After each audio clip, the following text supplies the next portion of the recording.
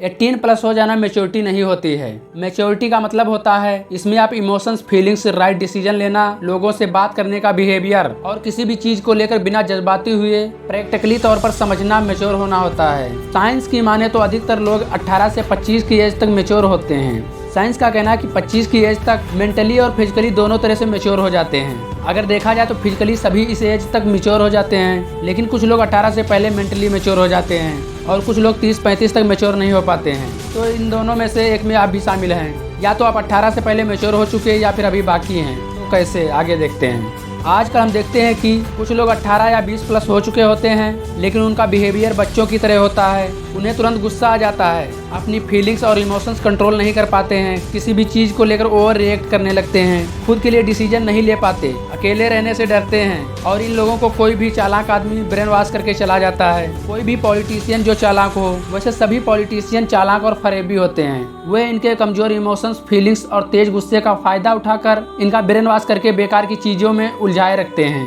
क्योंकि इनके अंदर प्रैक्टिकली तौर पर सोचने की एबिलिटी नहीं होती है। वह इनकी इसी वीकनेस की वजह से राजा बने रहते हैं। कोई भी 18 प्लस होने से, डिग्रियां ले लेने से या ज़्यादा बोलने से मैच्योर नहीं होता है, बल्कि चाहे आप कम बोलो लेकिन सही बोलकर इन सब में स्ट्रांग होने से मैच्योर होता है। मैच्योरिटी का असली मतलब होता है किसी भी चीज़ को लेकर बिना जज्बाती हुए प्रैक्टिकली तौर पर सोचना। फिर चाहे लव, रिलेशनशिप, कोई वर्क, स्टडी की किस लाइन में जाना है, कैरियर का सही डिसीजन लेना और अपनी शादी के बारे में या प्रॉब्लम्स के टाइम पर प्रैक्टिकली तौर पर सोच कर ही सही डिसीजन लेना होता है। कुछ आदमी 75 साल या 80 साल के होते हैं, वह इस एज में पैसा करते हैं, या फिर वह कुछ बोलेंगे तो उनके मुंह से सिर्फ गंद निकलेगी, कोई अच्छी या काम की बात नहीं निकलेगी। और कोई 25 या 30 साल का होता है, वह कैरियर के बारे में नहीं सोचता है, ना ही अपनी रिस्पॉन्सिबिलिटी समझता है। तो इन दोनों लोगों को मैच्योर कहेंगे। फिजिकली तौर पर दोनों मैच्योर हैं, लेकिन मेंटली तौर पर दोनों को मैच्योर नहीं कहेंगे, क्योंकि वह 75 साल की एज में पैसा का क्या करेंगे।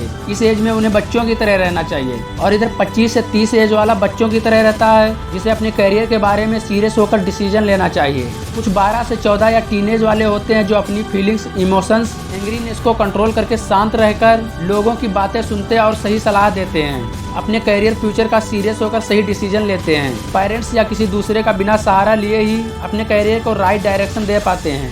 बहुत से 13 से 19 साल के यानी टीनेज बच्चे, जिन्हें आपने देखा होगा कि अपने से बड़ी एज वालों को सलाह देते हैं और वह इनकी सलाह से एग्री भी करते हैं, तो यह अभी कम एज के हैं लेकिन मेंटली तौर पर मैच्योर हो चुके हैं। इस एज में ये लोगों को लाइफ के बारे में सही डिसीजन लेना सिखा रहे हैं। कुछ टीनेज जो मशहूर हैं, जैसे ग्रेटा थनबर्ग एनवायरमेंटल एक्टिविस्ट हैं। 15 साल की एज में इन्होंने स्वीडन की संसद के बाहर इन्वायरमेंट को लेकर प्रोटेस्ट करना स्टार्ट कर दिया था। यह वर्ल्ड के नेताओं को चैलेंज देने के लिए जानी जाती हैं। हम्माद सैफी मोटिवेशनल स्पीकर हैं, जो अभी 16 साल के हैं। इन्हें बड़े से बड़े बिजनेसमैन सुनते हैं। इस्ता कटियाल एक ऑथर हैं और स्पीकर हैं। इन्होंने 8 साल की एज में सिमरन्स डायरी बुक लिख डाली और बहुत सारे टीनेज एंटरप्रेन्योर हैं। तो ये कैसे कर पाते हैं? क्योंकि ये है प्रैक्टिकली तौर पर हर चीज़ को सोचते हैं और चीज़ों को समझते हैं, कुछ ना कुछ नया सीखते रहते हैं। तो age is just a number. Maturity तो आपके राइट डिसीजन लेने की कैपेसिटी और पॉजिटिव एटीट्यूड से आती है। अगर आप 20 से 30 साल के हो गए हैं और यह सब एबिलिटी आपके अंदर नहीं है,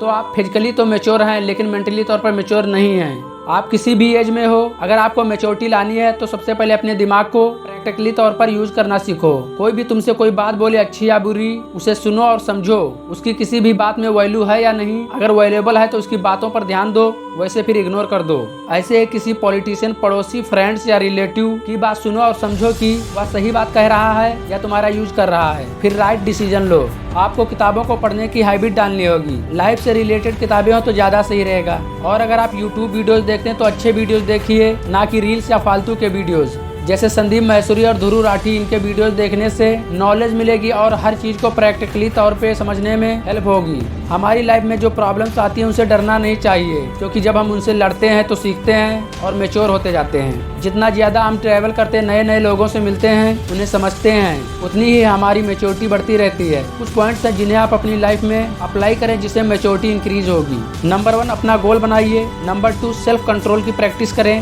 नंबर 3, अपने काम को लगातार करते रहें। रहें। नंबर 4, दूसरे लोगों के ओपिनियन की रिस्पेक्ट करें। नंबर 5, सेल्फ कॉन्फिडेंस बनाएं। नंबर 6, जिम्मेदारी लेना सीखो। नंबर 7, लोगों को सुनना सीखो। नंबर 8, निगेटिविटी से बचो। नंबर 9, सैक्रिफाइस करना सीखो।